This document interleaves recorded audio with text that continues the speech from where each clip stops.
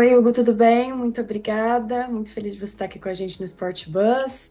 Queria começar perguntando, assim que a Olimpíada terminou, qual foi o primeiro pensamento que passou pela sua cabeça? Você já conseguiu assimilar tudo ou a correria ainda não deixou essa reflexão acontecer?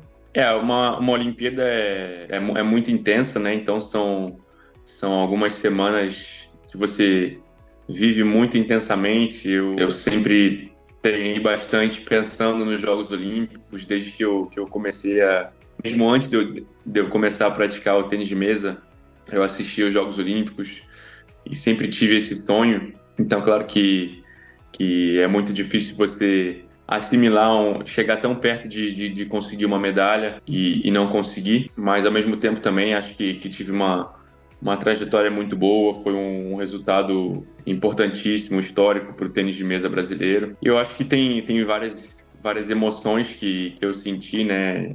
Acho que é difícil citar uma coisa. É claro que eu fiquei muito chateado, com raiva, com gosto de que poderia ter feito mais, mas ao mesmo tempo também fiquei orgulhoso, feliz pelo que isso representou para o tênis de mesa brasileiro e pelo patamar que eu consegui colocar o nosso tênis de mesa no esporte brasileiro. Então, agora já há mais de um mês depois das Olimpíadas, claro, tudo já é um pouco mais distante, mas é claro que eu fico com ainda com o sentimento de que é bem difícil de digerir uma derrota assim, mas também já tô pensando nas próximas competições. Eu acho que tudo vem no seu tempo. Eu acho que num evento como a Olimpíada não poderia ser diferente, né? Eu acho que sempre vou deixar sair as minhas emoções nesse tipo de momento. Eu, na verdade, não sou um cara que demonstra muito as minhas emoções. Sou um cara mais contido, mais reservado, mas ao mesmo tempo, quando a emoção é tão forte assim, tanto da vitória quanto da derrota, é muito difícil conter. Eu acho que também não fazia questão naquele momento, né? Eu deixei tudo que eu tinha lá no ginásio, nos jogos. Então, eu acho que foi um descarrego mesmo e ali era realmente o momento de deixar as emoções fluírem, mas ao mesmo tempo também sabia que tinha um certo tempo para as próximas competições, então ia ter tempo de recuperar. Eu acho que não era o momento já de pensar, como que eu vou deixar isso não me afetar nos próximos torneios. É importante saber que o tempo vai fazer esse trabalho e a volta aos treinos e as próximas competições, as próximas vitórias vão ajudar também a esquecer um pouco mais a derrota nas Olimpíadas. Mas é claro que também fica uma sensação muito boa de ter conseguido elevar o patamar do tênis de mesa brasileiro. E você tem cuidados específicos em relação à sua saúde mental, estratégias, acompanhamento, ou coisas que você simplesmente gosta de fazer para espairecer e se desconectar um pouco? Eu sei da importância da saúde mental, é um tópico muito falado nos dias de hoje. Eu ainda não comecei a fazer um acompanhamento específico com um profissional, já pensei em fazer, mas acho que até hoje não senti realmente uma necessidade tão grande. Talvez eu esteja errado, mas eu sempre fui um cara que, bem leve assim, eu sou muito intenso nos meus treinos e no que eu faço dentro da mesa, mas ao mesmo tempo consigo levar a vida, essa vida difícil de atleta de alto nível com bastante leveza também. Gosto de ficar com as pessoas ao meu redor, com as pessoas próximas de mim. Consigo esquecer bem as derrotas, não deixo elas me abalarem tanto. É claro que um pouquinho mais nas Olimpíadas, mas ao mesmo tempo acho que consigo administrar muito bem todos esses sentimentos. E eu acho que você perguntou de técnicas ou estratégias, eu procuro sempre pensar mais no presente mesmo, talvez no futuro mais próximo. E eu acho que isso me ajuda bastante a ter uma mente saudável, entre aspas. Você tem a melhor posição das Américas, né, no ranking mundial de mesa tenistas. O que que essa marca ela significa para você, levando em conta a trajetória que foi traçada até aqui? Mais uma vez eu consegui chegar na minha melhor posição no ranking mundial, que é também a melhor colocação de um atleta das Américas na história do tênis de mesa. E isso significa bastante, né? Eu entrei no top 10 em 2018, então eu acho que não é fácil para nenhum atleta conseguir ficar tanto tempo entre os melhores do mundo. Eu acho que isso mostra um nível de comprometimento muito elevado, um nível de disciplina, uma regularidade muito alta. E eu acho que isso também é muito importante no esporte mundial, você conseguir se manter entre os melhores. Tem muita gente que consegue chegar, mas tem menos que conseguem se manter entre os melhores por bastante tempo.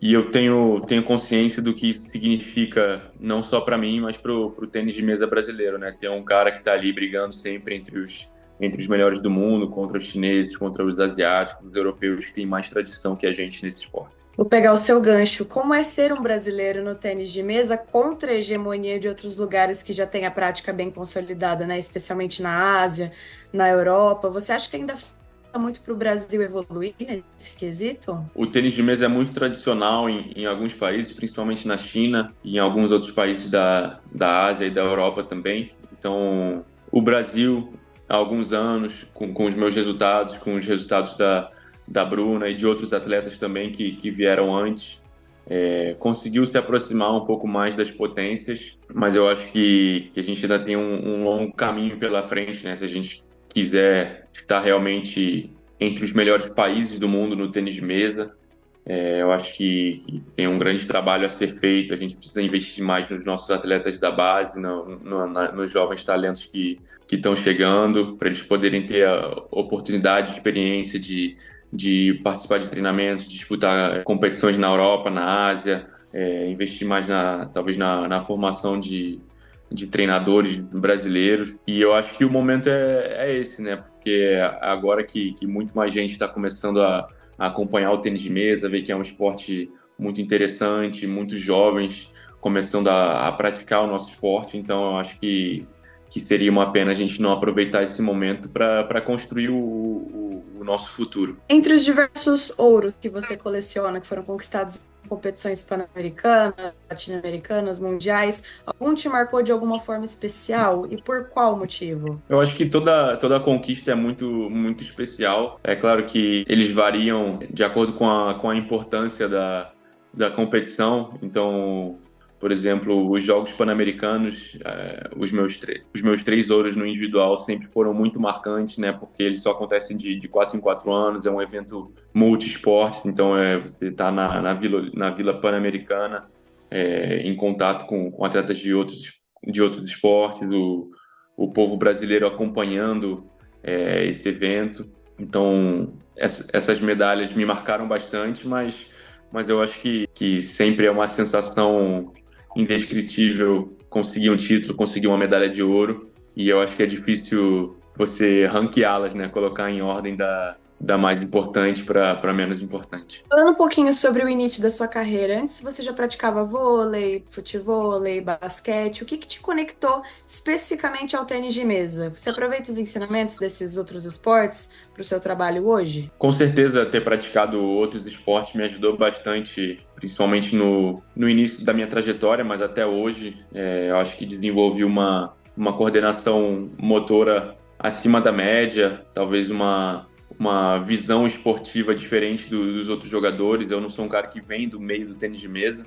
então hoje a maioria dos meus adversários, dos meus concorrentes, começaram muito cedo no tênis de mesa, com 2, 3 anos, e vêm de uma família mesa tenista. Então talvez eles já tenham um jeito de pensar específico para o tênis de mesa, mas eu acho que no meu caso talvez seja até uma vantagem eu não ter vindo do tênis de mesa, né? Eu parti do zero no meu jeito de pensar, então acho que eu tenho um conceito um pouco diferente do esporte. Eu acho que isso também foi uma das coisas que me ajudou ou que me permitiu chegar entre os melhores do mundo, e com certeza ter praticado tantos esportes me ajudou também e me ajuda até hoje. Eu continuo implementando no meu treinamento diário um jogo de basquete, tênis, de vôlei. Então, eu acho que todas essas atividades diferentes ajudam não só o meu corpo, mas a minha mente também, saber como competir, como ganhar, como ver o esporte de uma forma geral também. Desde o início da sua jornada do tênis de mesa até aqui, quais foram, assim, as maiores mudanças na sua forma de jogar, de competir? Eu, no início da minha carreira, não era um cara tão forte tecnicamente, justamente por esse atraso, entre aspas, né, que eu tinha de treino com relação aos meus adversários, os asiáticos principalmente, são caras que começam a treinar muito cedo e tem uma técnica muito, muito boa, muito apurada, muito fixa, desde uma idade bem nova. E mais especificamente sobre o meu estilo de jogo. No início da minha carreira, eu não usava muito o backhand, por exemplo, mas sempre fui um cara bem agressivo. Então eu mantive ao longo dos anos esse estilo bem agressivo, bem forte, jogando bem rápido, bem forte dos dois lados, tanto no backhand quanto no forehand, mas consegui desenvolver mais a parte do backhand. Eu acho que uma outra coisa que eu melhorei bastante também, principalmente nesses últimos anos, foi o meu saque e a recepção, então o jogo curto, que é muito importante no tênis de mesa, conseguir fechar o jogo para o meu adversário e começar já com a iniciativa. Eu acho que essas duas coisas foram as coisas que eu mais melhorei. Tudo isso, o que nós podemos esperar no ciclo de Los Angeles em 2028? Um ciclo olímpico é muito longo, são 4 anos de muito treino, muita dedicação, muitas competições, mas eu ainda estou com a mesma motivação, quero chegar na minha melhor forma mais uma vez em Los Angeles, tenho certeza que ainda posso continuar evoluindo. Eu acho que o principal é continuar fazendo o que eu tenho feito até aqui, para continuar evoluindo constantemente, e durante um ciclo olímpico a gente tem muitas outras competições, campeonatos mundiais, campeonatos pan-americanos, várias etapas do WTT, do Circuito Mundial. Então, eu acho que é muito importante focar passo a passo, né? Eu acho que nesse primeiro momento não adianta ficar pensando só em Los Angeles, porque não dá para você ficar 4 anos desse jeito. Então, é muito importante focar nas próximas competições, em voltar tranquilamente ao ritmo de competições e buscar evoluir dia a dia, semana a semana, mês a mês. Você namora a Bruna Takahashi, né? Mencionou que ela também é da seleção. O relacionamento com alguém do esporte, ele facilita o vínculo ou vocês evitam falar de trabalho na vida pessoal? Não, acho que é inevitável, né? A gente está sempre nesse meio do tênis de mesa, então a gente acaba falando bastante sobre o esporte. É muito bom ter alguém ali que tá sempre ao seu lado, te acompanhando, participando das mesmas competições, que vive uma vida parecida com a sua e que você possa compartilhar esses momentos, compartilhar alguns sentimentos que você tenha, e eu acho que um acaba ajudando o outro. O que te levou ao vegetarianismo e de que maneira você acha que ele alterou a sua prática nos esportes? Houve uma reprovação por parte de pessoas próximas? Teve mais apoio? Pode contar um pouquinho pra gente? Eu sou vegetariano há 7 anos. Na época, comecei a assistir alguns documentários, ler bastante sobre o assunto e achei interessante, decidi tentar e senti que estava me sentindo bem, meu corpo se adaptou bem rápido a esse novo tipo de alimentação. Senti também que estava mais leve nos treinos, nas competições e no dia a dia também. Fiquei menos vezes doente. Eu acho que isso foi uma coisa que me ajudou bastante também. E as pessoas ao meu redor sempre me apoiaram bastante. É claro que demonstraram um pouco de preocupação também, mas eles logo viram que isso estava me fazendo bem, então simplesmente me deram apoio. Inclusive, toda a minha família passou a comer menos carne, a adotar hábitos mais vegetarianos também e sempre me deram bastante apoio. Além do português, você fala inglês, espanhol, alemão, francês, italiano e mandarim. Como é que você aprendeu tantos idiomas com menos de 30 anos? E queria saber se isso já te ajudou em um dado momento a entender o que algum adversário estava falando durante uma disputa. Cada idioma, cada língua que eu aprendi tem uma história específica, né? Então, eu posso contar aqui bem rápido. Inglês eu aprendi mais naturalmente. Eu fiz aula de inglês desde bem jovem, então fui aprendendo com o tempo. O espanhol eu aprendi bastante nas competições na América Latina que eu participava desde bem novo, então, e claro, também é muito parecido com o português, então eu ia falando no início um portunhol e depois fui aprimorando o meu espanhol. O francês, morei na França, na verdade, por 1 mês e meio, e nesse tempo fazia aula quase todos os dias, então aprendi a base. E além disso, toda a minha equipe hoje é francesa, então tenho 2 treinadores, 2 preparadores físicos e muitos atletas que treinam comigo também são franceses. Então eu ia escutando muito francês e comecei a tentar falar com eles, fui melhorando cada vez mais. O alemão morei bastante tempo na Alemanha, então decidi aprender, né? Fiz um pouco de aula, mas isso não me ajudou tanto. E foi quando eu comecei a ler bastante em alemão que eu realmente melhorei o meu nível. Foi mais durante a pandemia que eu tive um pouco mais de tempo e decidi, vou tentar fazer isso todos os dias para aprender a falar bem. Foi ali que eu melhorei e comecei a falar mais fluente. O italiano, no meu centro de treinamento na Alemanha, tinha um jogador italiano. E como o italiano também é um idioma bem parecido com português, espanhol, francês, eu falei, acho que eu consigo pegar bem rápido ali o italiano e pedir para esse jogador, para o meu amigo, né, para que ele falasse comigo sempre em italiano. Do nada eu comecei a falar um pouco com ele, às vezes não sabia a palavra, colocava uma palavra em português ou em espanhol, perguntava para ele, e ele sempre ia me ajudando. E aí, aos poucos também fui conseguindo falar um pouco. Aí eu voltava para casa, ia procurar algumas coisas, tentar aprender um pouco mais e simplesmente fui falando com ele sem nenhuma. Sabia que ele não ia me julgar se eu cometesse erros e que ele estava tentando me ajudar, então foi uma forma bem descontraída. E o chinês, claro, foi o mais difícil. E de forma alguma eu sou fluente em chinês, mas chinês eu aprendi realmente na internet sozinho.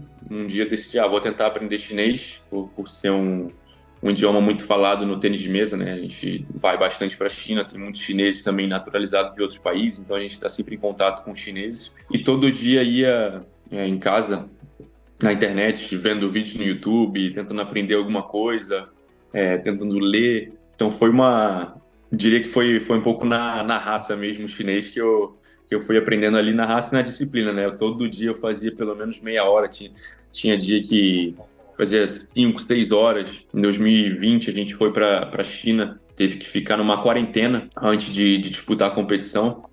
E durante essa quarentena tinha dia que eu ficava 6 horas aprendendo chinês no meu quarto, que a gente não podia treinar, né? Tava lá isolado, então tava bem motivado para isso.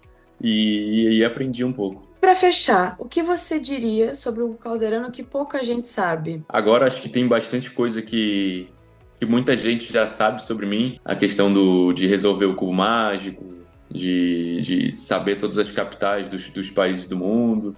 Talvez uma coisa que não tanta gente saiba sobre mim, até porque é mais difícil mostrar isso nas redes sociais, é que eu sou um cara bem divertido, engraçado, assim, gosto de rir com meus amigos, com a minha família, estou sempre fazendo umas palhaçadas, assim, e eu acho que é um lado que talvez menos gente conheça de mim. É isso, Hugo. Muito, muito obrigada. Obrigado você. Valeu.